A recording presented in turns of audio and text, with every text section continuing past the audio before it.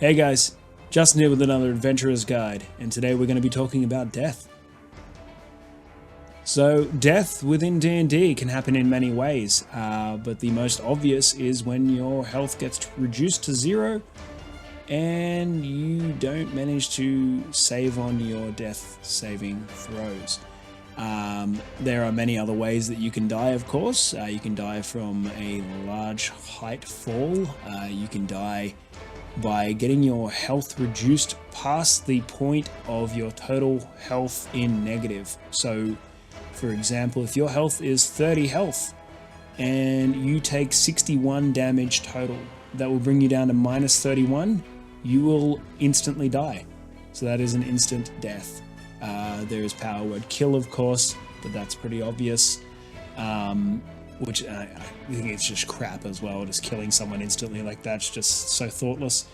And there is also the underwater. So if you're underwater or in a place where you can't breathe or on fire or constantly taking damage of any kind, maybe you're inside of a creature's stomach or something like that, covered in acid, things like that. So if you are trying to do death saves but are constantly taking damage, you are also going to be failing your save every round as well. Now, death saves, they are the thing that you begin to do once you are reduced to 0 on each of your turns in combat.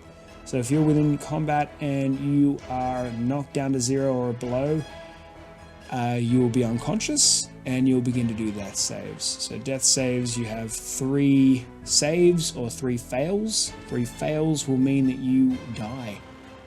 3 successes mean that you will remain unconscious but are stable. So there's a couple of different things here for death saving. There is, if you roll a nat 20, you will be up with 1 health, which is awesome. If you roll a nat 1, however, you instantly have 2 fails. So, like, you could die in 2 rolls very quickly. And I've seen it time and time again. So I've said this before on one of my other episodes. I think I've lost 3 to maybe 4 players now to nat 1 death saves. It's just super unfortunate. And it happens. So don't plan 3 rounds ahead. Go and save that person or stabilize them. So one of the best ways to stop someone from dying, as I just said, is run over and lay down some medicine or heals or anything to get them stable again. You don't need to get them up per se, although up would be even better if you're in the middle of combat. At least try and get them stable, because at that point, at least they're not going to die next round. So very important to do that. However, if you don't, there are some ways to bring them back from the dead. I think that, keeping the stakes high and not allowing that to happen, it keeps it more intense. I'm sure other people who have lost players before or have lost characters may not agree, but I think the stakes being high makes everyone think a little bit more about what they're doing inside of combat. So stakes are high in my games. Usually I don't give them too many options to be able to bring anyone back.